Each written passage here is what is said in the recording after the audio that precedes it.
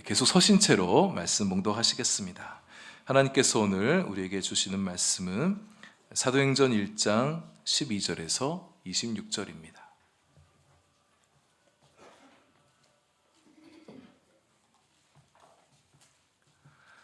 사도행전 1장 12절에서 26절.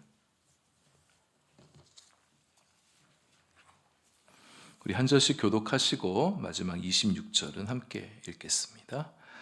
제자들이 감람원이라 하는 산으로부터 예루살렘에 돌아오니 이 산은 예루살렘에서 가까워 안식일에 가기 알맞은 길이라.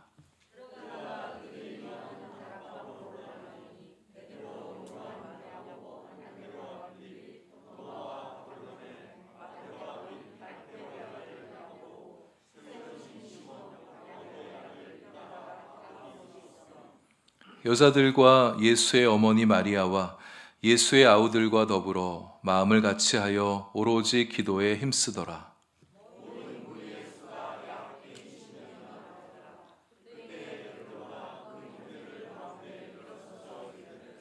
형제들아, 성령이 다윗의 입을 통하여 예수 잡는 자들의 길잡이가 된 유다를 가리켜 미리 말씀하신 성경이 응하였으니 마땅하도다.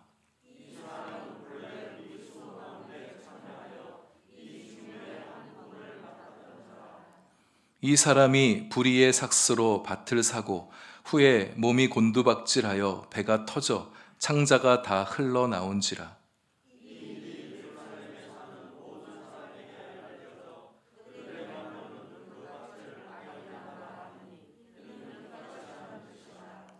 시편에 기록하였으되 그의 거처를 황폐하게 하시며 거기 거하는 자가 없게 하소서 하였고, 또 일렀으되 그의 직분을 타인이 취하게 하소서 하였도다.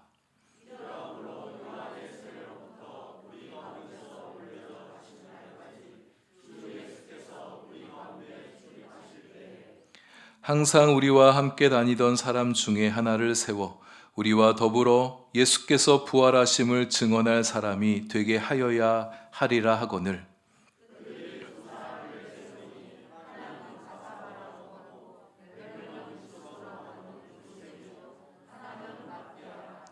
그들이 기도하여 이르되 뭇 사람의 마음을 아시는 주여, 이 두 사람 중에 누가 주님께 택하신 바 되어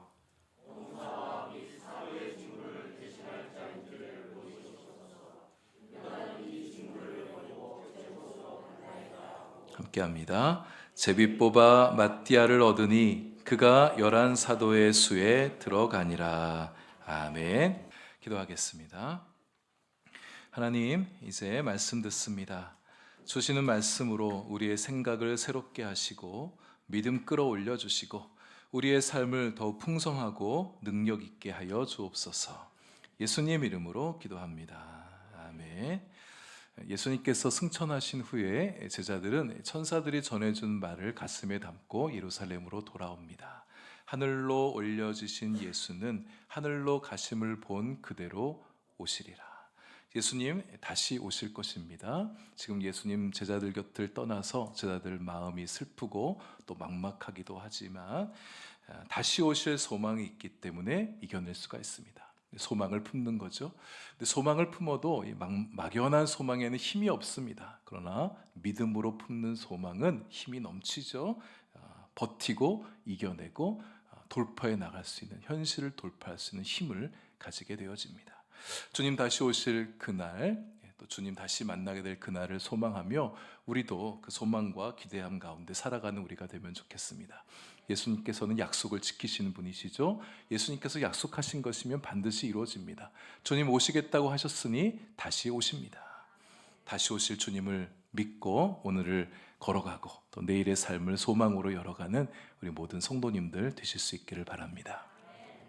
12절을 보니 제자들이 예루살렘으로 돌아올 때 그들이 감람원에서 왔답니다. 감람원, 감람산, 예수님의 승천 장소죠.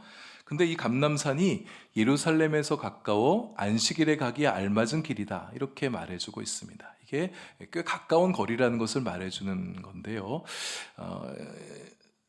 당시 유대인들의 생활 규범을 모아놓은 미시나라는 것이 있는데 그곳에 보게 되면 이 안식일의 금지 명령들이 39가지가 망라되어 있습니다. 안식일에는 해서는 안 될 일들을 그렇게 정해놓고 있는데 그 중에 안식일에는요 많이 걸어 다니셔도 안 됩니다. 안식일이 정한 것은 안식일에는 2000 규빗 이상을 걸어가면 안 됩니다. 한 규빗이 약 45cm 정도 되어지니까 2000 규빗이라 하면 900m 이상 1km가 안 되는 거리죠. 그 정도 이상의 거리를 안식일에는 걸어가면 안 된다는 거예요. 그러니까 안식일에도 갈 수 있을 만큼 가까운 거리에서 예수님 승천하셨구나, 이것을 이렇게 말해주는 건데, 어떤 학자는요 예수님 승천하신 이 장소에서도 이 제자들을 향한 배려심이 묻어난다, 이렇게 해석하는 분이 있습니다.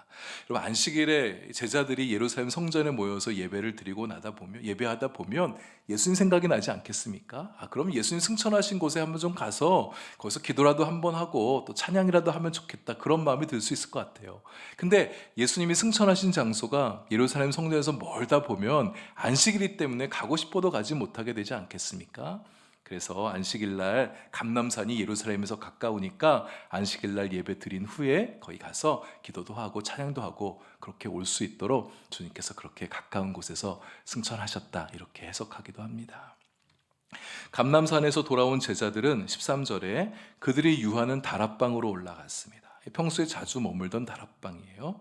이 다락방을 생각할 때 우리 옛날 가옥, 옛날 집 보면 다락방 있는 집들이 있지 않습니까? 저도 어렸을 때 다락방 있는 집에서 살았는데 다락방이 저희 아지트기도 했었는데요. 지붕 밑에 2층에 조그맣게 만들어진 그런 방을 얘기하는 게 아니라 120명이 다 같이 모여 있어도 그렇게 좁게 느껴지지 않을 그런 넓은 공간이었다는 거죠. 원어를 보게 되면 그들이 들어가 그들이 유하는 그 다락방에 올라갔다, 이렇게 얘기하고 있어요. 그래서 이곳을 일컬어 사도행전 12장 12절에 나오는 그 장소와 동일된 장소일 것이다, 이렇게 학자들은 보고 이 다락방이 마가의 다락방이다, 마가의 집에 마련된 다락방이다, 이렇게 보고 있습니다. 제자들이 종종 이용하던 장소였는데 이곳에서 얼마 후면 그들이 한 번도 경험해 본 적 없던 놀라운 일을 경험하게 되어질 것입니다. 여러분, 하나님의 새 역사는 새롭다고 해서 항상 새로운 장소에서만 나타나는 게 아닙니다. 이미 익숙한 장소라 할지라도 그곳에 모여있는 사람들의 마음이 달라지게 될 때 새 역사가 일어날 수 있는 거예요. 새 역사를 경험하겠다고 꼭 새로운 장소를 물색할 필요가 없습니다. 이미 익숙한 공간이라도 그곳에서 사람들의 마음이 어떠한가, 그곳에서 어떤 일들이 새롭게 일어나는가, 무엇이 새롭게 펼쳐지는가에 따라서 이전과는 전혀 다른 공간이 되어줄 수 있다는 거죠. 감람원에서 돌아온 그들은 그 다락방에서 기도에 전념합니다. 기도하는 다락방이었어요. 그 다락방이 기도하는 다락방, 기도로 채워지는 공간이 되자 그곳에서 놀라운 역사가 펼쳐지게 되는 것입니다. 여러분, 우리 한마음교회 여러분들에게 많이 익숙한 공간이죠. 우리 이곳에서도 우리의 마음을 새롭게 하는 거예요. 비전홀에서 우리 아동부와 우리 중고등부가 마음을 새롭게 하고, 드림홀에서 우리 청년들의 마음이 새로워지고, 사무엘홀에서 우리 유치부가 마음이 새로워지는 것입니다. 마음이 새로워지고 또 그곳을 기도로 채워가는 것이죠. 우리의 모임 공간들마다 2층 로비에도 1층 로비에도 유아실에도 모든 공간들을 기도로 채워가는 곳이 되어질 때 익숙한 우리 교회 공간에서도, 익숙한 공간에서도 새롭고도 놀라운 일이 만들어지게 되어질 것입니다. 다락방에는 가룟 유다를 제외한 11명의 제자들이 다 모였습니다. 예수님 명령대로 제자들 흩어지지 않고, 한 사람도 흩어지지 않고 다 한 곳에 모였어요. 제자들만 모였던 것이 아니라 예수님의 가족도 모였습니다. 예수님의 어머니 마리아, 예수님의 아우들도 모였고, 예수님을 늘 따르던 여인들도 함께 모였습니다. 그렇게 모인 사람들의 수가 120명쯤 되었다, 이렇게 기록되어 있죠. 예수님 공생애에 예수님을 따르던 사람들 중에는요, 예수님에 대한 의구심을 품고 따르는 사람들도 있었습니다. 예수님에 대해서 적대적인 마음을 품고 따르는 사람들도 있었어요. 예수님 뭔가 하나만 좀 걸려난 봐라, 내가 고발하겠다, 그런 마음을 가지고 예수님 주변을 어슬렁거리는 사람들도 있었습니다. 그러나 이곳 마가의 다락방에 모여있는 사람들은 그런 사람이 없었어요. 다 예수님을 온전히 믿고 예수님을 온전히 사랑하는 사람들, 예수님께서 약속하신 성령을 사모하는 사람들이 모여 있었습니다. 그런 곳에는요, 그런 곳에라야 성령이 임하시고 성령의 은혜가 임하게 되는 것입니다. 우리 한마음교회가 그런 곳 되어지기 원합니다. 마가의 다락방의 120 성도들과 같이 그렇게 예수님을 온전히 믿고 주님을 사랑하며 성령을 기다리며 사모하는 그런 믿음의 공동체, 소망의 공동체가 되기를 소망합니다. 그들이 모여서 무엇을 했는지를 주목해 봐야 합니다. 14절 둘째 줄 중간에 더불어 마음을 같이하여 오로지 기도에 힘썼다. 그렇습니다. 그들은 힘써 기도했어요. 기도에 전념했어요. 다른 것 하지 않고 기도에 몰입했습니다. 더불어 기도했대요. 혼자 기도하지 않았습니다. 120명이 다 같은 마음을 품고 함께 기도했던 거예요. 함께 모여 기도할 때 기도에 힘이 있죠. 함께 모여 기도하는 그곳에 불이 임하게 되는 것입니다. 마음을 같이 기도했다고 그랬어요. 같은 장소에서 기도한다고 해서 마음이 다 같은 게 아니에요. 같은 마음, 한 마음으로 같은 목적에 대한 소망을 품고 어떤 기도 제목에 같은 소망과 같은 열정을 가지고 기도했다라는 거죠. 오로지 기도에 힘썼다. 다른 일 주로 하다가 잠깐 짬내서 잠깐 기도하고 말았다는 게 아니에요. 기도가 주 목적이었었어요. 기도하다가 배고프면 밥 먹고 다시 기도하고, 기도하다가 잠잘 시간 되면 또 자다가 또 깨면 다시 기도하고, 오늘날 같으면 기도하다가 밖에 나가 잠깐 뭐 커피 한 잔 마시면서 담소 나누다가 또 들어와서 그렇게 기도했다라는 거죠. 그렇게 기도하기를 열흘간 기도하게 되어집니다. 예수님께서 부활하신 날이 6월절 다음 날이고 40일간 제자들과 함께 있었다고 그랬죠. 그리고 성령 강림이 임했던 때가 오순절이에요. 그러니까 이 다락방에서 기도했던 기간은 꼭 열흘이 되어집니다. 그렇게 열흘간 이 제자들은 집중 기도에 몰입했던 것입니다.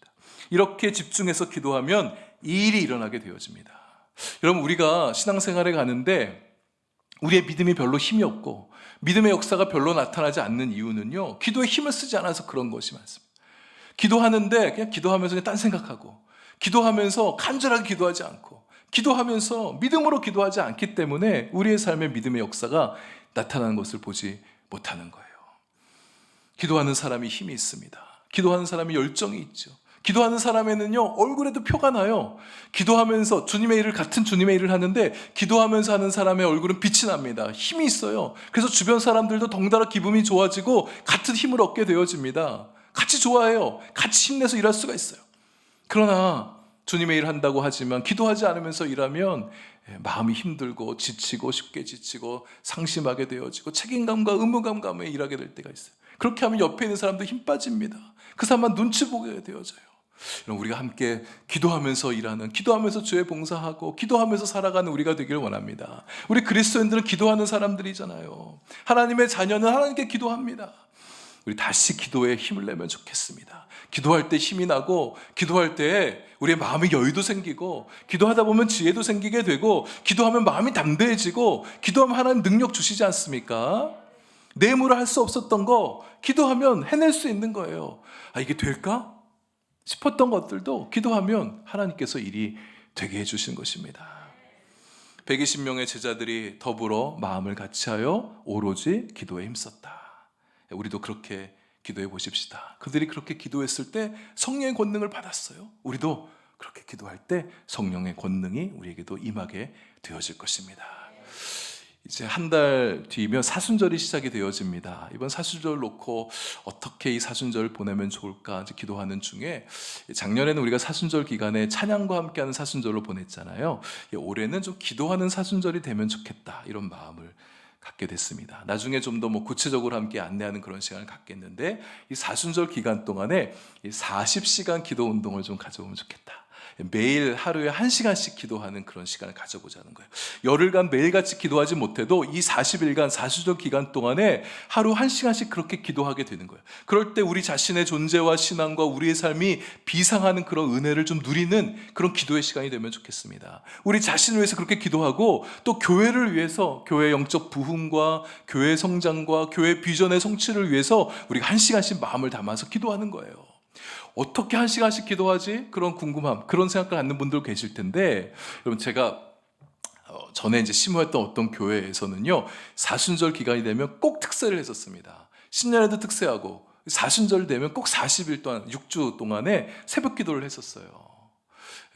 그 교회가 지금 한 8,000명쯤 모이는 교회 됐는데, 제가 당시 심호할 땐 3,000명 되는 교회였는데, 약 1,000명쯤 되는 교회인데 새벽마다 그렇게 깨워서 그렇게 기도하는 그런 교회 성도들이 있었습니다. 그런 교회도 있는데, 40일 동안에 1시간씩 나한테 좋은 시간, 나한테 편한 시간 내서 기도하는 거 우리도 얼마든지 할 수 있습니다. 또 1시간씩 어떻게 기도할 수 있는지 그 방법도 나중에 안내하도록 하겠습니다.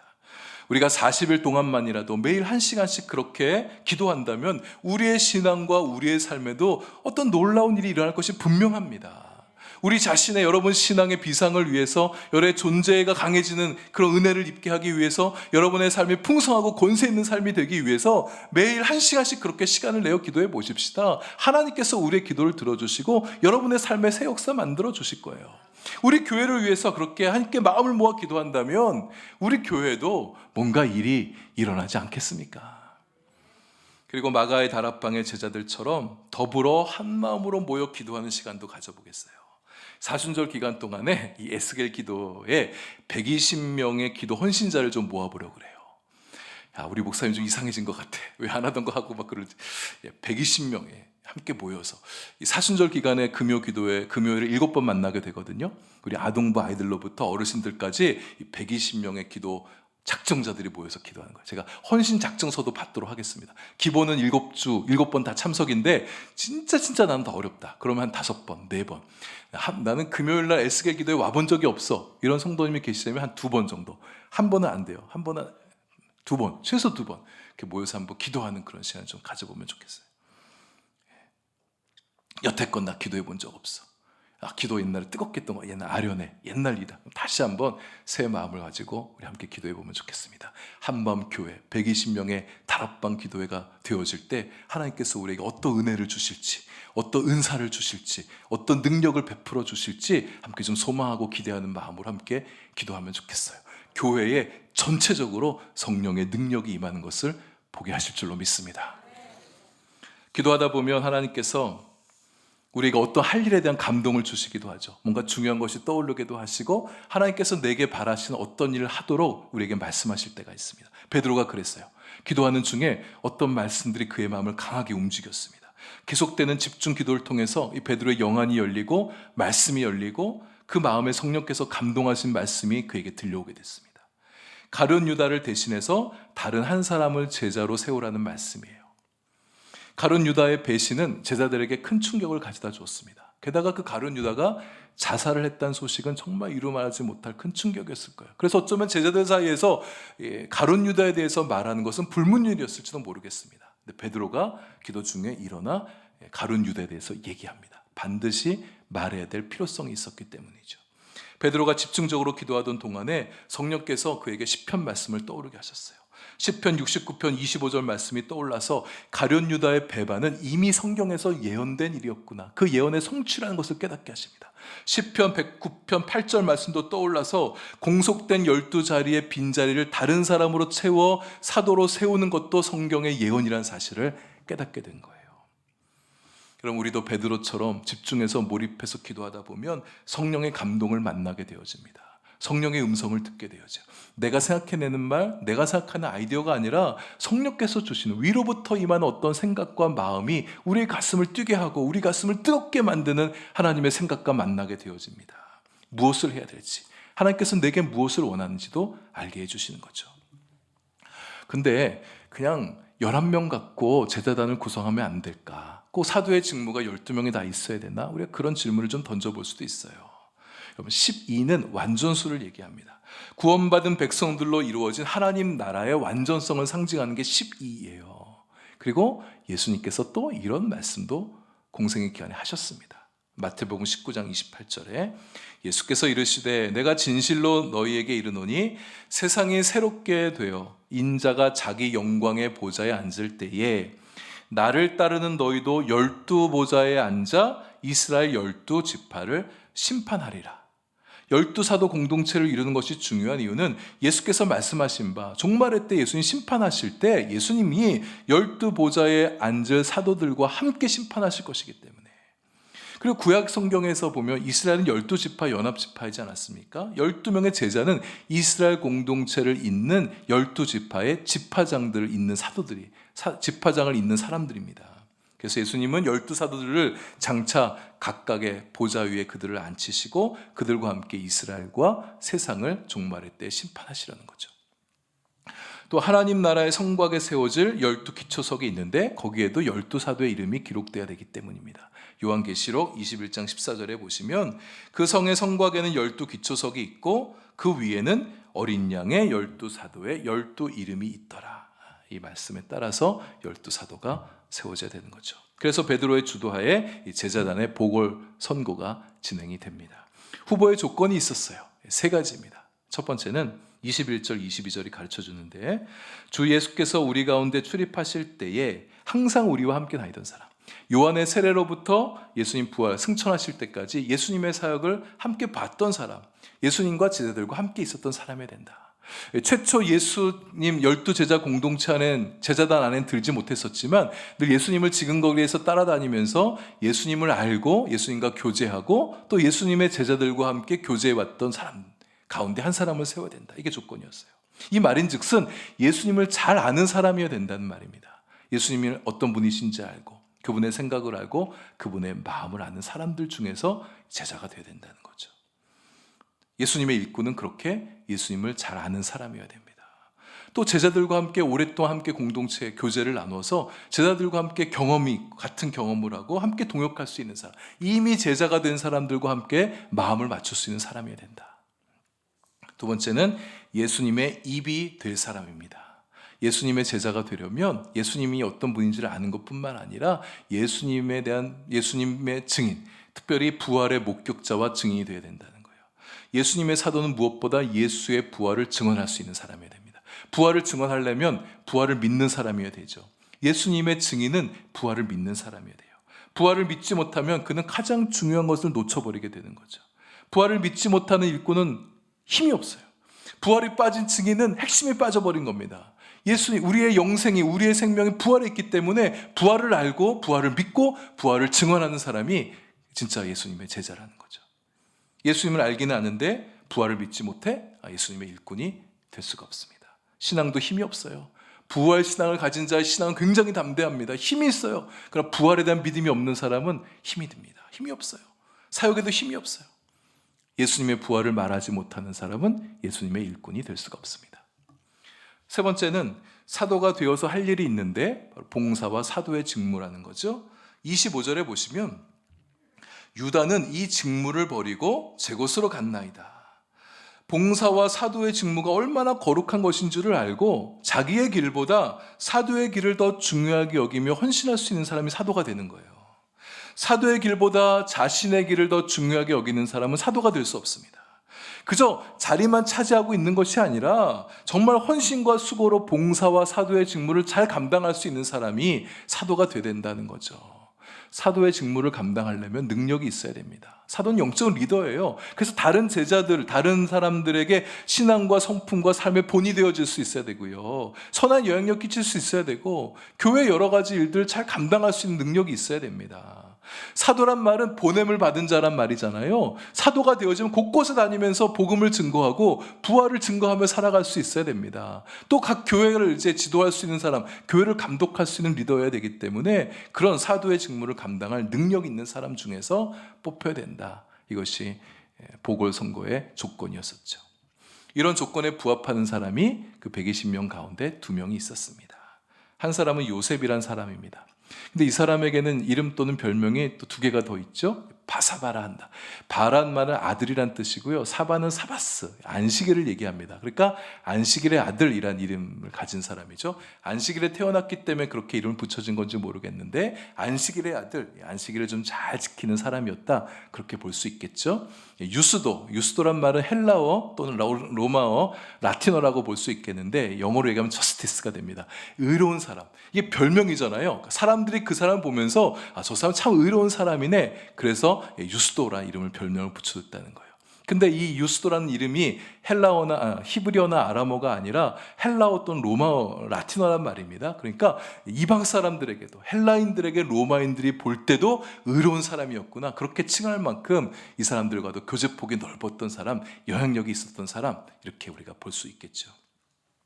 단순히 요셉이라고 소개하지 않고 그가 불리어진 다른 이름을 굳이 다 소개하는 것을 보면 인지도나 활동 면에서 이 사람이 리더십이 있었구나, 우리 이렇게 좀 추론해 볼 수가 있습니다.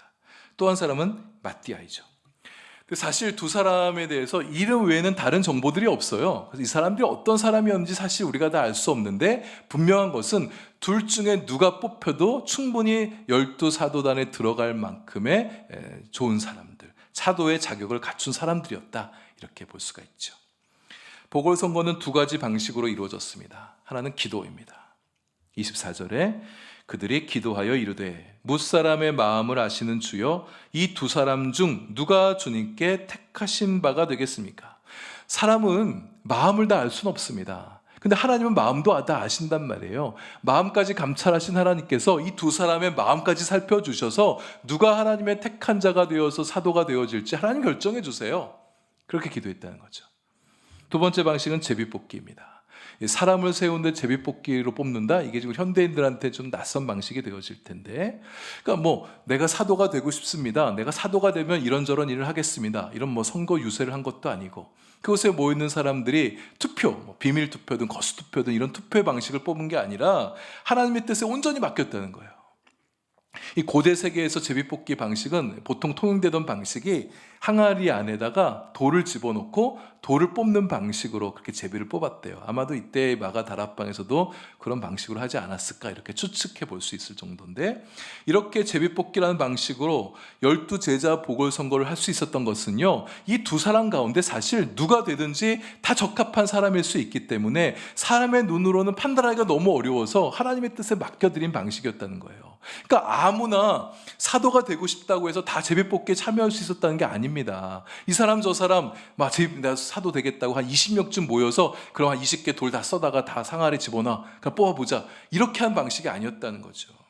충분히 검증되고 누구든지 다 누가 되든지 간에 함께 좋아하고 수긍이 되어지고, 어떻게 보면 정말 우열을 가릴 수 없는 상황에서 하나님의 뜻에 맡겨드리는 방식으로 제자를 뽑으려 했었다는 것입니다. 교회가 처음 태동되려고 할 때 이 부족한 제자를 뽑는 이 보궐선거의 방식에서 우리가 배워야 될 점들이 많이 있습니다. 사람을 세우는 데 있어서 우리가 얼마나 신중해야 되고 또 얼마나 기도해야 되는가.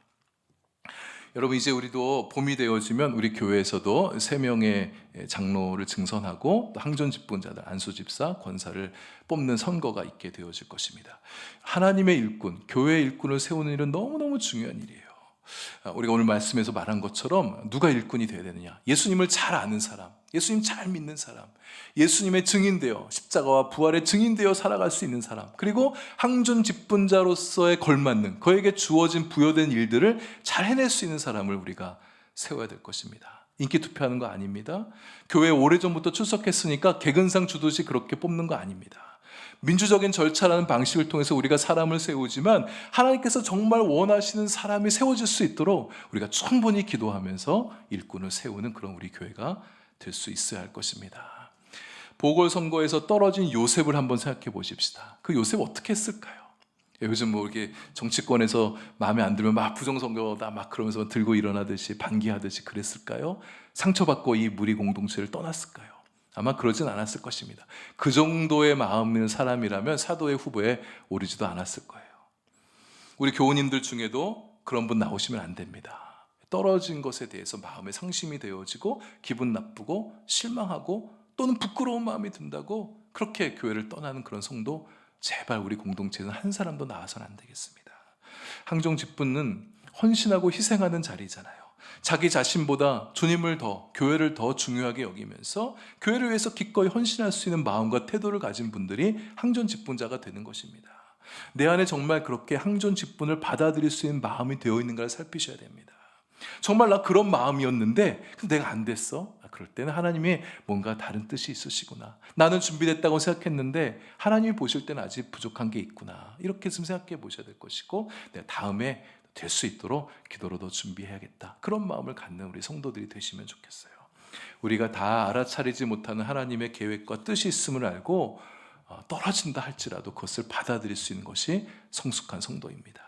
항전지 선거가 끝나고 나면 꼭 시험 드는 교회가 있습니다. 우리 교회는 그렇게 하지 말고 축복과 따뜻한 격려 속에서 은혜롭게 아름답게 선거 잘 치르는 우리 교회가 될 수 있기를 바랍니다. 12사도 보선까지 끝내고 이제 12제자의 리더십이 정비가 됐습니다. 이제 구조적으로 교회가 시작될 준비를 갖춘 거예요. 그리고 이 120명이 최초의 교회 공동체 일원들이 되어서 이제 새롭게 교회를 태동할 준비를 기도로 다 이제 갖추게 됐습니다. 이제 오순절날 성령이 임하시면 되는 거죠. 성령의 권능이 임하면 이제 이 공동체는 그리스도의 십자가와 부활을 중심으로 하는 새로운 공동체가 시작되어질 것입니다. 이기적인 욕망을 뛰어넘어서 서로를 섬기고 서로를 세워주는 나눔과 섬김의 공동체가 시작되어질 것이에요. 성령의 강력한 권능이 임하여서 수많은 영혼들이 주님께로 돌아오게 되어지고 교회의 놀라운 성장과 부흥의 역사를 경험하게 되어진 그런 교회로 일어서게 되어질 것입니다. 성령의 권능이 뜨겁게 임했던 그 다락방의 현장의 이야기는 우리가 다음 주에 나누도록 하겠습니다.